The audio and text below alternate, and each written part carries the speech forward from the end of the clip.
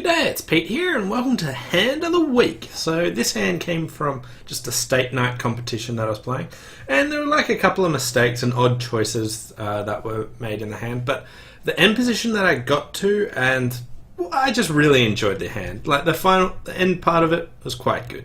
So let's just jump in and look at what actually happened here. So here we get a one club opening, and I've got this pretty ordinary hand. And I went one club pass, and it goes one heart on my left, and my partner makes a takeout double. And East bids one spade.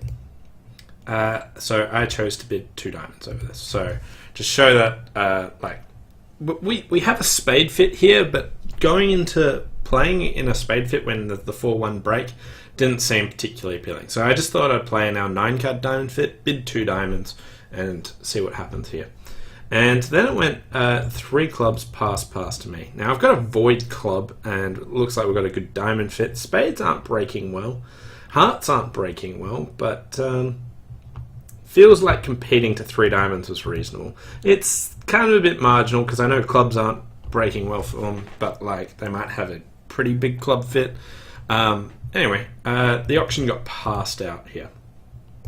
And we get the 10 of spades lead. So first of all, I realised, you know what, defending 3 clubs might have been better. Maybe if we doubled 3 clubs, that would be better as well. But here I am in 3 diamonds, and I have 3 spade losers, I have 4 heart losers, I have a bunch of diamond losers. So how on earth am I going to actually make this contract? Like, going down in this won't be very good, but I want to try and make it. Now, first of all, I know spades are 4-1, so if I duck the spade, they win and they give their partner a ruff straight away and can get a heart back and then another ruff, and that's not particularly good, but it's also not too bad. Like, if I win the ace, my other options are really, really poor. I can't ruff my hearts. I could lead the king of clubs, but if that loses, the whole hand will fall apart. And I have these spade losers that I have to deal with anyway. And also, they don't have the same information I do. I've got a fair bit of information. They know I've got a short club. But they don't know that this is a singleton spade. Because the information on the hand isn't the same. Like, I know I've got spades are 4-1, but I don't. They don't know the other way. So here I chose to duck the first spade, and they win the queen. Now, at this stage, they switched to the king of hearts, and still not wanting to play clubs, or like if they returned, so king of hearts, and that wins the trick. Sorry, skipped past pretty quick. So at this stage, if they return a spade, it looks like they're giving up their spade trick because they know I've got the jack, so leading a spade away from king fourths doesn't seem appealing. So they took a bit of time and chose to come out the queen of hearts, forcing me to ruff in dummy.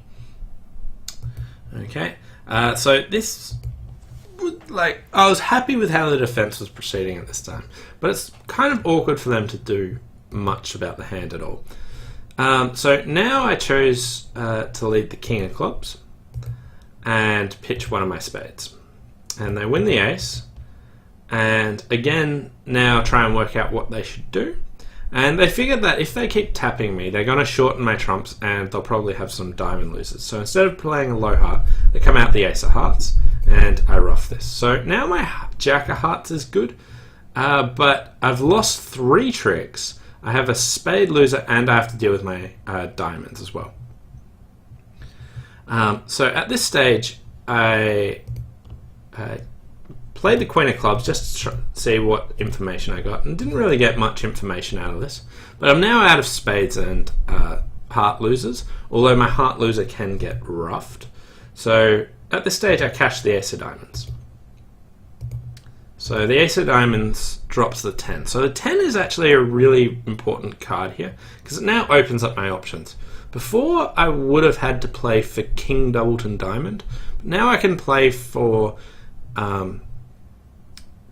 Jack 10 doubleton diamond as well, but it's hard to tell whether or not I should actually do that. Now, if I play So a couple more options. First of all, I don't know exactly how clubs are breaking. Like, they've got a club fit, but I don't know if it's 4-4 or 5-3. It's kind of an odd bid, whichever way it is. But I know that East has 4 spades.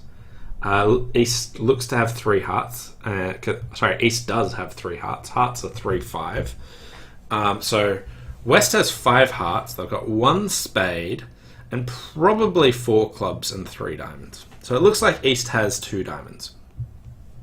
So at this stage, all I did was rough a club back to my hand, and now I have to guess the diamonds. Is it King 10 doubleton diamond, or is it Jack 10 doubleton diamond? Now this might look like a guess, and you might also go back to thinking about high card points. What high card points do we know about the hand? So if we just do that, if East has, they've shown up with the King Queen of hearts, and they've got the King Queen of spades, so that's 10 points. So they've either got the Jack of diamonds or the King.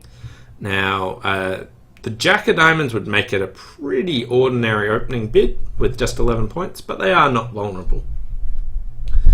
The other thing is, if they've got the King, they've got their full value. So some people might go to that, okay, I think East opened, they've got more values, them having the King of diamonds seems likely. Or here, if West has Ace of clubs, Ace of hearts, and the King of diamonds, they've chosen this more passive bidding.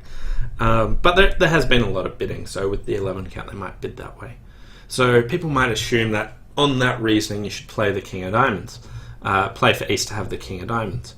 But what I realised is, if East has the King of diamonds, what can the opponents do back to me? This is a very important type of reasoning, not just trying to work out where the cards are, but what is your opponent's counterplay?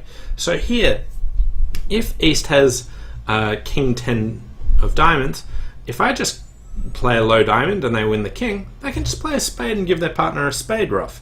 So that won't work out well. Even if I had thrown my Jack of spades away and I let a low diamond and they win the King, they could still play a spade and give their partner a trump promotion. So playing East for King 10 doubleton diamond doesn't even let me make the contract if I guess this right. So even though the bidding and other clues would suggest that, playing for that is not a win case. It might look like it's a win case, but your opponents have this easy way to get that trick back. So on this hand, you really actually have to lay down the Queen of diamonds. And here, I was lucky enough to drop the Jack of diamonds, and at this stage I can just claim, because I know that West can't give their partner a ruff. Because when I drop the Jack 10 doubleton diamond, the person who wins the King of diamonds has the 3rd trump, and they can't give their partner a ruff at all. So here, laying down that Queen, pinning that Jack 10 doubleton, allows you to make this contract and bring home 3 diamonds. So I really liked this hand for the end position, realizing that, well, yeah, East opened and it looks like they're favoured to have the King of diamonds, but it doesn't matter. If they've got the King of diamonds, I'm going down. So I may as well play for them to have that frisky opening, which was within the realm of possibility, and West to take the more passive approach, because if I didn't do that, I was going down in anyway. So this really highlights the example of playing for that extra percent that, like, oh, well, even if I think that's the case, it doesn't matter. So you may as well play for the scenarios where it actually helps you. So thanks for watching. Hope you enjoyed this hand of the week, and I'll see you next time. Bye for now.